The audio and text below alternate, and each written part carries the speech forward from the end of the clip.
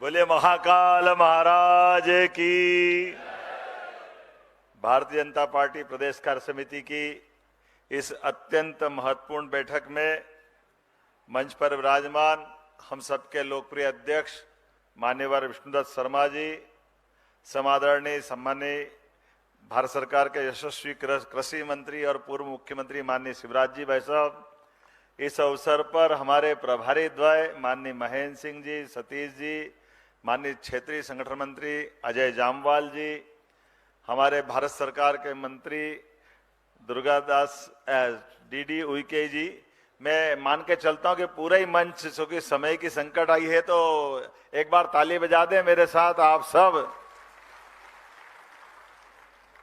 बाबा महाकाल के दर्शन करने जाओ तो एक मंत्र बोलना चाहिए, या भगवान विष्णु के साथ दर्शन करो तो शिव का स्मरण करना पड़ता है। मैं समझता हूं, मैं मुख्यमंत्री बना जब से इस बात का मंत्र मेरे ध्यान में है कि प्रदेश में अच्छे से काम करना तो शिवाय नमः, विष्णुवे नमः, शिवाय नमः, विष्णुवे नमः, अपने सारी नैया पार। ये दो शब्द में सबका सार है। ऐसा अद्भुत क्षण है, इसका एहसास अपने को है। इसका भावार्थ भी हम सब समझ सकते हैं। संगठन समझ के सरकार चलाते रहो इससे अच्छा कोई उदाहरण नहीं मिलेगा। मैं समझ सकता हूं, ज्यादा भाषण तो नहीं दूंगा। आपने सबने अलग अलग अपने सारे विषयों का दिन भर मनन किया, चिंतन किया, श्रवण किया। उन सारी बातों का निचोड़ हम सबके मन में आया होगा, क्योंकि ये बड़ी अत्यंत महत्व की कार्यकारिणी है जिसमें मंडल इकाई तक हमारे प्रमुख कार्यकर्ताओं को बुलाया गया है। और मंडल इकाई तक बुलाया गया तो मैंने जैसे प्रारंभ में ही कहा है कि संगठन के साथ सरकार, और दोनों में उतने ही रस लेकर डूब करके हमको काम अगर करना है तो हमारी सबकी भूमिका वो अपने आप में स्पष्ट हो जाती। और सरकार की भूमिका के नाते से कुछ बातें कहने का प्रयास किया तो माननीय यशस्वी प्रधानमंत्री नरेंद्र मोदी जी की 4 जातियां हम याद कर लें, जिसके आधार पर हमारी सरकार की दिशा के लिए हमको पाथेय मिलता है। हम सब जानते हैं, वो चारों जातियों को उल्लेख नहीं करूंगा, लेकिन भावार्थ आपको ध्यान में आएगा। हमने उन सारी बातों का निचोड़ लेकर चलने का प्रयास किया है, जिन बातों को लेके चलते हैं। ये बात सही है कि सरकार के मामले में हम भाग्यशाली हैं कि हमने 5वीं बार सरकार बनाई है, लेकिन सरकार के आधार पर जो हमारी प्रारंभिक जरूरतें थी या आवश्यकता थी, जहां हम लगभग 20-22 हजार करोड़ के बजट में 2003-04 में बैठे थे, आज की स्थिति में जब मैं इस सरकार के गठन के पहले पुरानी माननीय शिवराज जी भाई साहब की सरकार थी तो 3 लाख लगभग 25 हजार करोड़ के आसपास का हमारा बजट था। उस बजट से हम 3,60,000 रुपये आसपास गए। लेकिन जैसा होता है, हमने कहा कि ये 5 साल का अगर बजट बनाएंगे तो ये कुछ लक्ष्य हमारा बड़ा होना चाहिए, और बड़े होने के लिए भाव यही बनाया कि लगभग हमारा ये जो बजट है 5 साल में क्रमशः इसको डबल कर लें तो ज्यादा अच्छा लगेगा। क्योंकि समान रूप से हमने कहा कि एक बीमारू राज्य से विकसित राज्य से, और विकसित राज्य से स्वर्णिम राज्य में जो माननीय शिवराज जी भाई साहब ने शब्द उपयोग किया है, लंबी जब छलांग लगाना है तो स्वाभाविक रूप से वो विचार करने की जरूरत है। लेकिन केवल आर्थिक रूप से संपन्न हो जाए तो बात नहीं बनेगी, तो हमारी दृष्टि छोटी से छोटी जगह पे भी जाना चाहिए। कैसा खराब लगता था हमको कई बार कि जो अपने परिजनों के लिए कोई बीमार हो जाएगा तो एम्बुलेंस तो आके हमारे अपने मरीज को हॉस्पिटल पहुंचाएगी, लेकिन किसी कारण से अगर उसका शरीर छूट गया, वो मृत्यु को प्राप्त हो गए, अब क्षमता नहीं है, योग्यता नहीं, क्षमता के साथ आर्थिक प्रबंध नहीं है, तो हाथ में लाश को ले जा रहा है बच्चे की, कोई साइकिल पे ले जा रहा है, कितना कष्ट होता है। आप सबसे निवेदन है, इस बजट के माध्यम से ये प्रबंधन कर दिया है, हॉस्पिटल से किसी हालत में कोई भी शव ऐसा नहीं जाएगा, वाहन से हम घर तक पहुंचाने के लिए संवेदना के साथ इस प्रबंधन को कर रहे हैं। इसलिए संगठन की बात भी हमको जोड़ना पड़ेगी कि हम सब आसपास में निगाह रखें। कोई कारण से लापरवाही होती है, कई बार जाने अनजाने इस चीज का ध्यान नहीं जाता है, लेकिन कुछ समय तक हम अगर आसपास निगाह दौड़ाएंगे तो ऐसी बातों को हमारी सरकार के माध्यम से हम इसको रोक सकेंगे।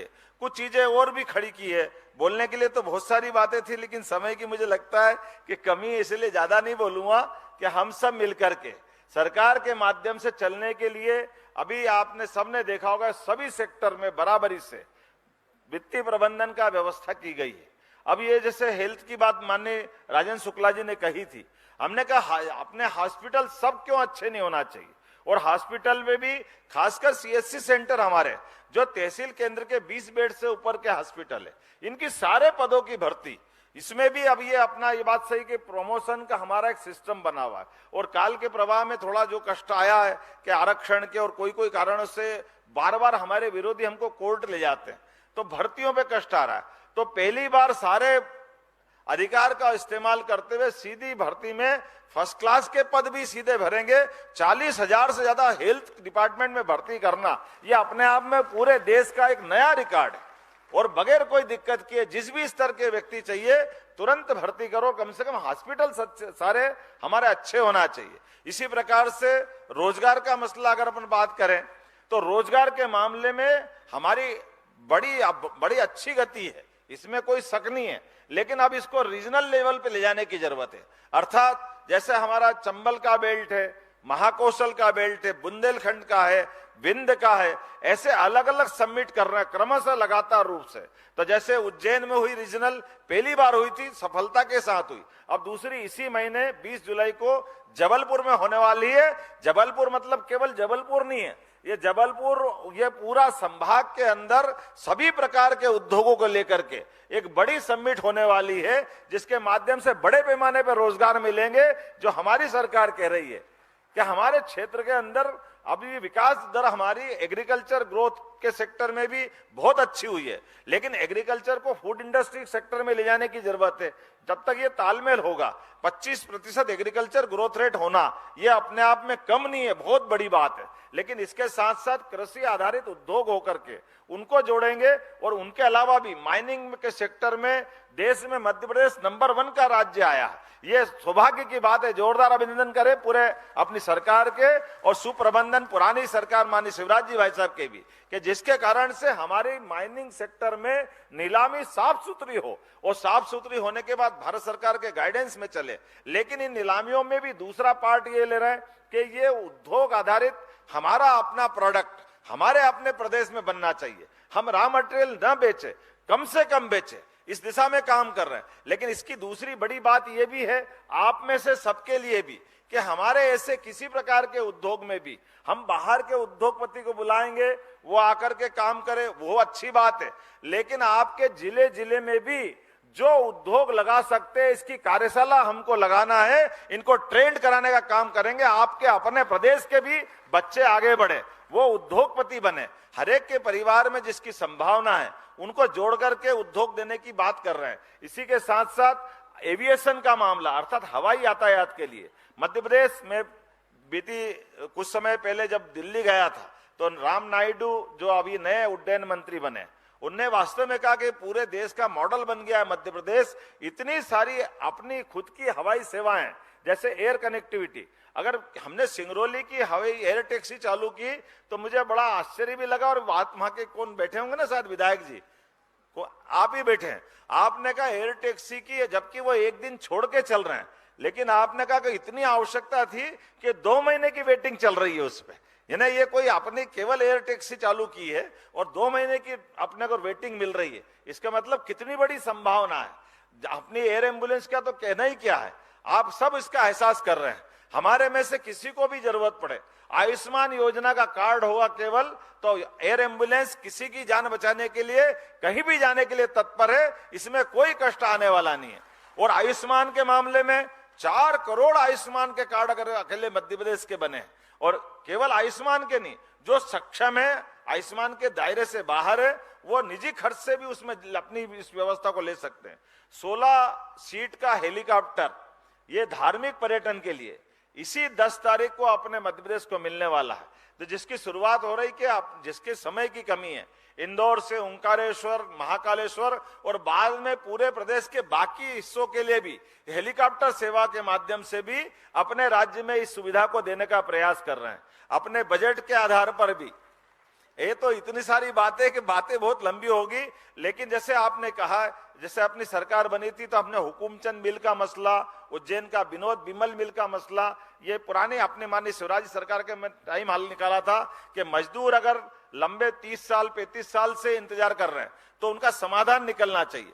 इसी प्रकार से हमने हुकुमचंद मिल का पूरा पैसा देने का प्रयास किया, लेकिन जेसी मिल ग्वालियर, सज्जन मिल रतलाम, कोई भी फैक्ट्री आपकी जानकारी में रख लेना, अगर उसका प्रकरण हाई कोर्ट में चल रहा है, सुप्रीम कोर्ट में चल रहा है, तो ये सारे के सारे झगड़े के मसले में आप केवल समय पे सूचना दे देना।